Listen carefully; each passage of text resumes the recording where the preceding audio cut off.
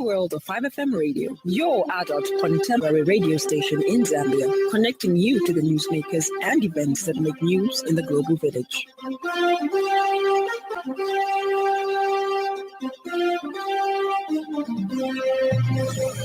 Good afternoon. This is the 5FM Radio Main News. The headlines. Zupid urges teachers in Chawama to remain non-partisan ahead of by-elections. Audit report reveals weaknesses in Indeni's transition to oil marketing company. And blast at Syrian mosque during Friday prayers leaves at least 8 dead. This bulletin is live on our YouTube channel, 5FM Radio Zambia, and live on our Facebook page, 5FM Radio Zambia. With the details, my name is Lance Sannie Banda.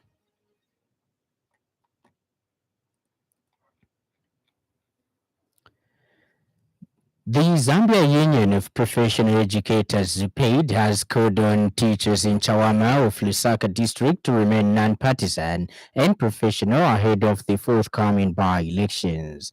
ZUPAID President Nakuweza Ritual Mwene says teachers play a critical role in society and must uphold ethical standards regardless of the political environment. Mr. Mwene has urged educators to avoid being influenced or used by any political grouping, emphasizing those teachers should focus on their core responsibility of educating learners and maintaining national unity.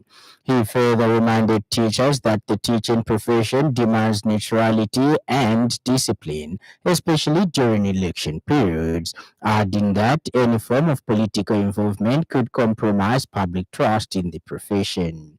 Mr. Mwene has since encouraged teachers to promote peace and tolerance in their communities as the country prepares for the by-elections. I have a duty as a leader of the teacher union for all our members that during the forthcoming by-election in Chawama, I urge all our members and all the teaching fraternity in general to remain non-partisan during the process of the by-election. By so doing, we shall show the world that indeed our job is to render service to government without any partisan interest. The recent audit report on power state bodies and other statutory institutions has revealed weaknesses in the management of the transition of Indeni Energy Company Limited from an oil refinery to an oil marketing company. The report notes that in 2021, government implemented reforms in the energy sector by replacing the importation of crude oil through the Tazama pipeline with the importation of finished petroleum products, resulting in a change to Indeni's business model. A review of accounting and operational records for the financial years ending 31st December 2023 and 2024 revealed that the company failed to properly manage the transition. The audit established that although some refinery equipment was decommissioned and impaired at a cost of 147 million kwacha in 2023, the assets had not been disposed of as of 31st October 2025, despite no longer generating income. In addition, Indeni incurred care and maintenance costs amounting to over 4.8 million kwacha on the decommissioned assets during the period under review. In addition, Indeni incurred care and maintenance costs amounting to over 4.8 million kwacha. The report has also highlighted payments for works not done and materials not delivered under the contract signed on 26 November 2020 between Indeni and Yarden Engineering and CCESCC for the design, procurement, and construction of the new crude oil storage. The contract, valued at over 7.8 United States dollars, was scheduled to run from December 2020 to, but the audit raises concern over the implementation project. The findings have raised questions over financial management and accountability at the state-owned energy company during the transition period.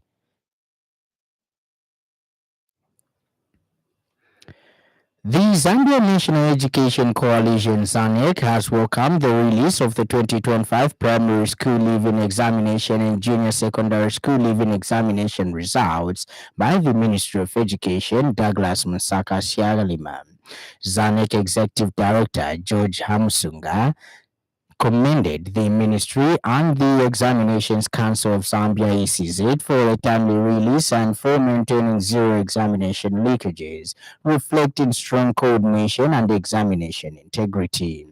For the PSLE, 587,471 candidates were registered, with 71.36% passing and progressing to Form 1 in 2026, slightly up from 71.19% in 2024. Absenteeism also dropped to 8.26% from 9.44% last year. In the SLE, 72.25% of candidates obtained certificates, a significant rise from 55.89% in 2024. ZANEC credits this improvement to the abolition of automatic progression and strengthened learning outcomes. While welcoming inclusive education efforts under the 2023 competence-based curriculum, ZANEC expressed concern that some learners, especially boys, are still not meeting progression standards. The coalition urged the ministry to increase investment in teaching, learning materials, and teacher development, and called on parents and guardians to ensure learners return to school on Monday, 12th January 2026, before the grace period ends on 23rd January. ZANEC further welcomes the ministry's commitment to inclusive education, particularly the placement of learners who did not progress to grade 10 into Form 1 classes under the 2023 competence-based curriculum, which offers diverse and practical learning pathways. However, ZANEC remains concerned that a proportion of learners, especially the boys and at both primary and junior secondary school, are still not meeting progression standards. In light of the above, ZANEC recommends the following. 1. Adequate and sustained financing should be provided for the full implementation of the 2023 Zambia Education Curriculum Framework in line with the Ministry of Education's implementation plan. The Bank of Zambia (BOZ) has issued the Currency Directives of 2025, which reinforce the legal requirement that all domestic transactions must be settled in Zambian kwacha, in line with Section 18 of the Bank of Zambia. Directives will take effect on December 26. The Bank of Zambia has explained that the move follows an made in February 2024, when the central bank indicated it was considering measures to operationalize the use of the kwacha and ngwe for domestic transactions. This was followed by extensive countrywide consultations involving stakeholders from key sectors including mining, manufacturing, tourism, agriculture, financial services, and government. The consultative process allowed stakeholders to be informed in advance and to contribute to shaping the final provisions of the directives that have now been issued. The Bank of Zambia has since urged all individuals and businesses to comply with the new currency directives once they come into effect. Health expert Teddy Mlenga has warned the public against buying medicines such as Viagra and other potency boosters from street vendors, saying most of these products are fake and pose serious health risks. Dr. Mlenga says counterfeit medicines often do not contain what they claim and can be dangerous, especially for people with pre-existing conditions such as heart disease or high blood pressure. He explains that taking Viagra without proper medical guidance can lead to serious complications, including cardiac arrest, stroke, or heart failure. Dr. Mlenga further cautioned against street-sold products commonly known as Osayopa and Mutoto, noting that they may contain harmful substances that can damage vital organs such as the kidneys and liver. He has emphasized the importance of consulting a qualified medical professional before taking any medication, particularly potency-enhancing drugs. Dr. Mlenga has urged members of the public not to risk their health by using fake medicines from the streets, but instead to seek prescribed medication and professional advice for safe and proper use.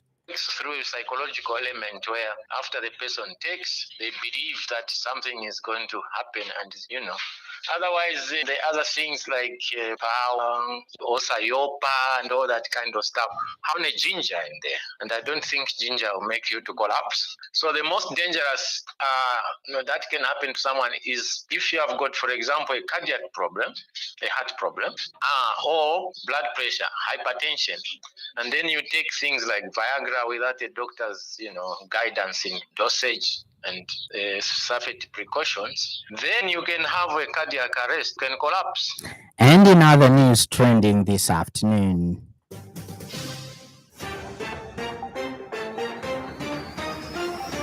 political analyst Professor Bizek Puri says Zambia's 2026 general elections are likely to be influenced more by weaknesses within opposition parties than by flaws in the electoral system.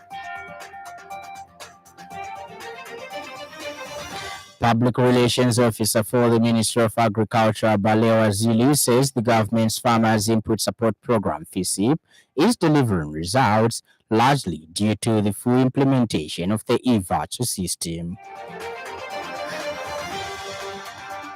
And in foreign news, an explosion has killed at least 8 people and injured 18 others during Friday prayers inside the mosque in the Syrian city of Homs, the health ministry has said. Pictures from Syria's state-run news agency Sana show the inside of the Iman Ali IBN Abi Talib Mosque with black, scorched walls, smashed windows, and blood on the carpet. Officials believe that an explosive was detonated inside the building, Sana reports, citing a security source. While authorities are still searching for the perpetrators, jihadist groups Saraya Ansar and Sunnah has claimed responsibility. The mosque is in the Wadi al-Dihab neighborhood, where most people are part of the Alawite and Thral religious group. And in sports news, the Tracy Manson Harris Senior Open concluded earlier this week with Zambian players posting commendable performances in both singles and doubles events.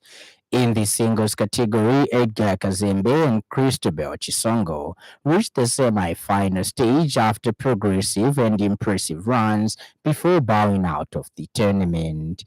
Zambia was also well represented in the men's doubles, with 2 pairs advancing to the semi-finals. Jordan Mwale and Nakalanga Kamayangwe were eliminated at the stage, while Edgar Kazembe, partnering Zimbabwean Martin Zua, also exited in the semi-finals following a closely contested match. In the ladies' doubles, the Chisongo twins, Isabel and Cristobal, continued their strong form by finishing the tournament as runners-up, securing a podium finish for Zambia. The performances highlight Zambia's growing competitiveness on the regional tennis scene. Up next, the weather report.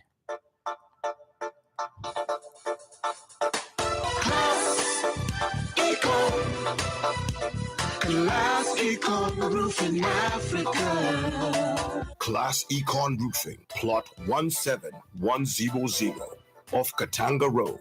150 meters from Mumbwa Road, Chinika Industrial Area, Lusaka. Class Econ Roofing. Class plus economy. Class Econ. Class Econ Roofing Africa. Class Econ.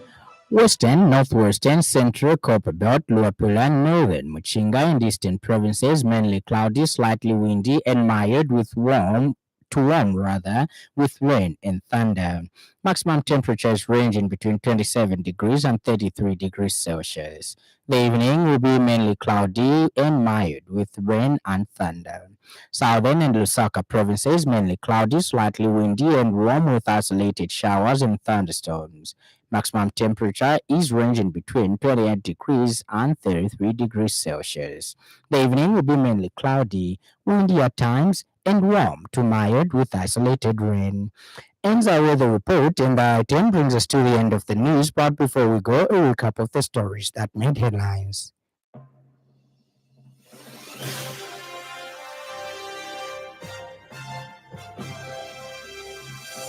The Zambia Union of Professional Educators has called on teachers in Chawama of Lusaka district to remain non-partisan and professional ahead of the forthcoming by-elections.